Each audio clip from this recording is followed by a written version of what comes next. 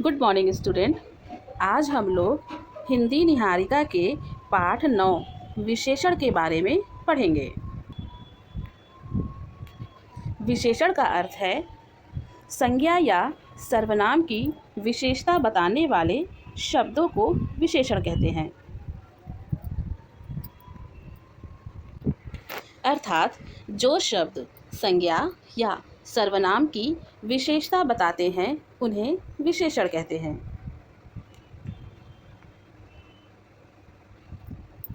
आइए अब हम इसे समझने का प्रयास करते हैं।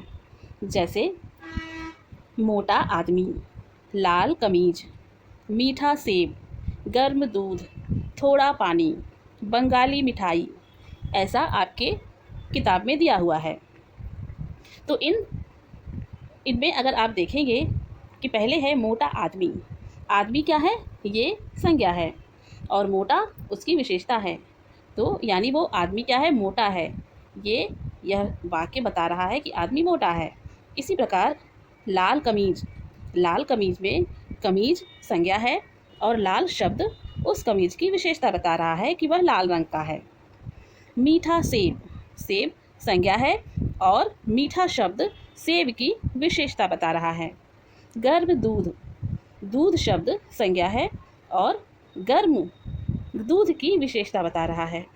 थोड़ा पानी, पानी के विशेषता बता रहा है कि वह थोड़ा है। इसी प्रकार बंगाली मिठाई, मिठाई की विशेषता बता रहा है कि वह बंगाली मिठाई है।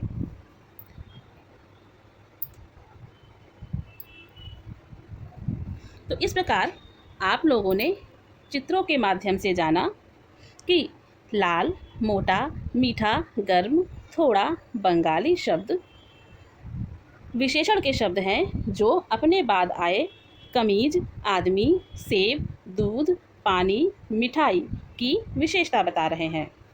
व्याकरण में विशेषता बताने वाले ऐसे शब्द विशेषण कहलाते हैं। इसलिए यहाँ लाल, मोटा, मीठा, गर्म, थोड़ा, बंगाली शब्द विशेषण के शब्द हैं। जिन शब्दों की विशेषता बताई जाती है उन्हें विशेष्य कहते हैं। इस प्रकार ऊपर दिए गए वाक्यांशों में, वाक्यांश यानी वाक्यों के अंश में कमीज, आदमी, सेब, दूध, पानी, मिठाई शब्द विशेष्य के शब्द हैं। प्रायः विशेष्य के स्थान पर संज्ञा व सर्वनाम शब्द ही आते हैं। यानी कि जो विशेष्य के शब्द होते हैं वही संज्ञा और सर्वनाम के भी शब्द होते हैं। इसलिए इन्हीं शब्दों को हम विशेष्य भी कहते हैं। अब ध्यान रखने योग्य बातें क्या है? विशेषण का प्रयोग विशेष्य से पहले भी किया जा सकता है और बाद में भी।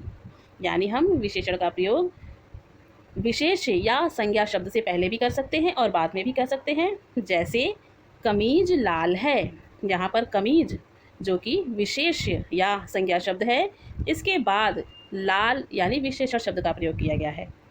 इसी प्रकार दूसरे वाक्य में आदमी मोटा है, आदमी जो कि विशेष्य है और मोटा विशेषण शब्द है, यह विशेष्य के बाद में प्रयोग किया गया है। जबकि अभी आपने ऊपर देखा कि हमने मोटा आदमी वाक्यांश को पढ़ा है, तो उसमें क्या था कि विशेषण शब्द, मोटा शब्द जो है वो विशेषण का है और उसमें वो विशेषण शब्द पहले प्रयोग किया गया है। तो इस प्रकार यहाँ पर विशेषण का प्रयोग विशेष्य के बाद में करके आपको बताया गया है। आइए अब विशेषण के भेदों के बारे में जानते हैं। तो बच्चों, विशेषण के 5 प्रकार होते हैं। गुणवाचक विशेषण, परिमाणवाचक विशेषण, संख्यावाचक विशेषण, संकेतवाचक विशेषण, व्यक्तिवाचक विशेषण। आइए अब हम इन्हें एक एक करके समझने का प्रयास करते हैं। सबसे पहले गुणवाचक विशेषण। किसी वस्तु या प्राणी के गुण व दोष को बताने वाले विशेषण गुणवाचक विशेषण कहलाते हैं। जैसे लाल सेब, काला कोट, बीमार लड़का, पतला आदमी, गर्म दूध।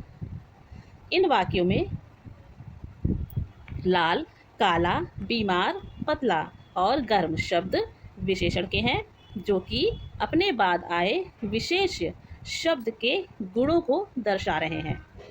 कुछ अन्य उदाहरण भी है, जैसे नीला, मोटा, कमजोर, छोटा, बड़ा, अच्छा, बुरा, ठंडा, भारी, ठंडी, हल्का, लंबा, खूबसूरत, बदसूरत, सफ़ेद, चिकना, मुलायम, ईमानदार, खरा, खोटा, खट्टा आदि। तो यहाँ पर हम लोगों ने गुणवाचक विशेषण के बारे में जाना कि ये सभी शब्द गुणवाचक विशेषण का प्रयोग करने में हम प्रयोग करते हैं। अब परिमाणवाचक विशेषण। परिमाण शब्द का अर्थ होता है मात्रा या परिमाण का बोध कराने वाले विशेषणों को हम परिमाणवाचक विशेषण कहते हैं।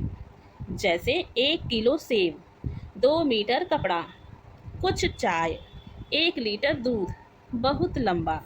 तो बच्चों यहाँ पर 1 किलो, 2 मीटर, कुछ, 1 लीटर, बहुत, ये सभी अपने बाद आए संज्ञा या विशेष शब्दों के परिमाण के बारे में बता रहे हैं। जैसे सेब कितना है, 1 किलो है, कपड़ा कितना है, 2 मीटर, चाय कुछ है, दूध 1 लीटर है, लंबा यानी बहुत लंबा है, बहुत शब्द का प्रयोग किया गया है, यानी कोई चीज़ है जो बहुत लंबा है। इनके अन्य उदाहरण भी हैं, जैसे कम, ज़्यादा, इतना, उतना, अधिक आदि। तो हम इन प्रकार के शब्दों का प्रयोग परिमाणवाचक विशेषण के रूप में करते हैं। अगला है संख्यावाचक विशेषण। संख्यावाचक यानी संख्याओं का ज्ञान जिससे होता है। संख्या बताने वाले विशेषण संख्यावाचक विशेषण कहलाते हैं, यानी कोई चीज़ कितनी संख्या में है, संख्याओं का ज्ञान हमें होता है। जैसे कोई चीज़ कितनी संख्या में है, जैसे 1 आम, 2 रुपए, 4 तोते, 6 केले।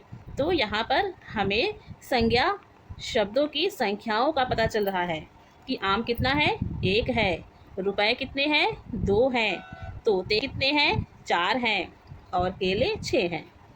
इसी प्रकार कुछ अन्य उदाहरण भी हैं, जैसे पहला, दूसरा, चौथा, सवा, 2 गुना, 4 गुना, अनेक आदि। अब अगला है संकेतवाचक विशेषण, जो सर्वनाम वाक्य में विशेषण के रूप में आकर संज्ञा या सर्वनाम की ओर संकेत करते हैं, वे संकेतवाचक विशेष कहलाते हैं। जैसे यह पुस्तक, वह कलम, वे बच्चे, यही कोट, वही कुर्सी। तो बच्चों यहाँ पर यह, वह, वे, यही और वही शब्द ये कौन से हैं? ये संकेतवाचक विशेषण है जो अपने बाद आए संज्ञा या विशेष शब्दों के बारे में बता रहे हैं, उनकी ओर संकेत कर रहे हैं कि यह पुस्तक, पुस्तक किसकी है, कौन सी है, यही पुस्तक यानी यह पुस्तक। वह कलम, कलम यानी वह, वे बच्चे, यही कोट, वही कुर्सी, यानी कुछ ही विशेष चीज़ों के बारे में संकेत किया जा रहा है। तो जहाँ पर ऐसी स्थिति आती है वहाँ संकेतवाचक विशेषण होता है। संकेतवाचक विशेषण के कुछ अन्य उदाहरण हैं, जैसे कौन, मेरी, उसका आदि। अगला है व्यक्तिवाचक विशेषण। व्यक्तिवाचक संज्ञाओं से बने विशेषण व्यक्तिवाचक विशेषण कहलाते हैं। जैसे बंगाली रसगुल्ला, बनारसी साड़ी, रामपुरी चाकू। यहाँ पर जो रसगुल्ला, साड़ी और चाकू विशेष या संज्ञा शब्द का प्रयोग किया गया है, इनको किसी व्यक्तिवाचक संज्ञाओं से जोड़कर दर्शाया जा रहा है। जैसे बंगाली रसगुल्ला यानी रसगुल्ले के बारे में बताया जा रहा है कि वह बंगाली है। बनारसी साड़ी, साड़ी के बारे में बताया जा रहा है कि वह बनारसी है। रामपुरी चाकू, चाकू के बारे में बताया जा रहा है कि वह रामपुरी है। तो इस प्रकार की स्थिति जिन वाक्यों में आती है वहाँ पर व्यक्तिवाचक विशेषण का प्रयोग हुआ होता है। अब संज्ञा शब्दों से विशेषण बनाना, इसके बारे में हम जानेंगे कि संज्ञा शब्दों से विशेषण कैसे बनाए जाते हैं। तो संज्ञा और विशेषण यहाँ पे अलग अलग कॉलम में दिए गए हैं। तो संज्ञा शब्द क्या है? वर्ष। वर्ष को विशेषण में कैसे हमने बदला? वर्ष को हमने वार्षिक कह दिया, तो वार्षिक विशेषण शब्द हो गया और वर्ष उसका प्रमुख शब्द यानी संज्ञा शब्द हो गया। इसी प्रकार इतिहास, इतिहास प्रमुख शब्द है, संज्ञा का प्रमुख शब्द है इतिहास, और जब हम इसे विशेषण के रूप में प्रयोग करेंगे तो हम क्या कहेंगे? ऐतिहासिक।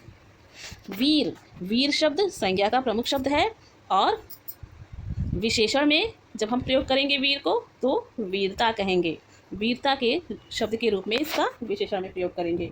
साहित्य संज्ञा शब्द है और विशेषण इसका साहित्यिक। मास संज्ञा शब्द है, मासिक विशेषण शब्द। श्रद्धा संज्ञा शब्द है, श्रद्धालु विशेषण शब्द। इसी प्रकार और भी हैं, जैसे धन, धन संज्ञा शब्द है, धनी विशेषण शब्द। धर्म संज्ञा शब्द है, धार्मिक विशेषण शब्द है। पहाड़ संज्ञा शब्द है, पहाड़ी विशेषण शब्द है। पाप संज्ञा शब्द है, पापी विशेषण शब्द है। दिन संज्ञा शब्द है, दैनिक विशेषण शब्द है। मूल संज्ञा शब्द है, मौलिक विशेषण शब्द है। परिवार संज्ञा है, पारिवारिक विशेषण है। संस्कृति संज्ञा है, सांस्कृतिक विशेषण है। दया संज्ञा है, दयालु विशेषण है। रोग संज्ञा है, रोगी विशेषण है। गुण संज्ञा शब्द है, गुड़ी विशेषण शब्द है। झगड़ा संज्ञा शब्द है और झगड़ालू विशेषण शब्द है। तो बच्चों यहाँ पर हमने जाना कि संज्ञा शब्दों को विशेषण में हम किस प्रकार बदलते हैं या बनाते हैं। तो बच्चों आज हम लोगों ने विशेषण शब्दों के बारे में जाना है।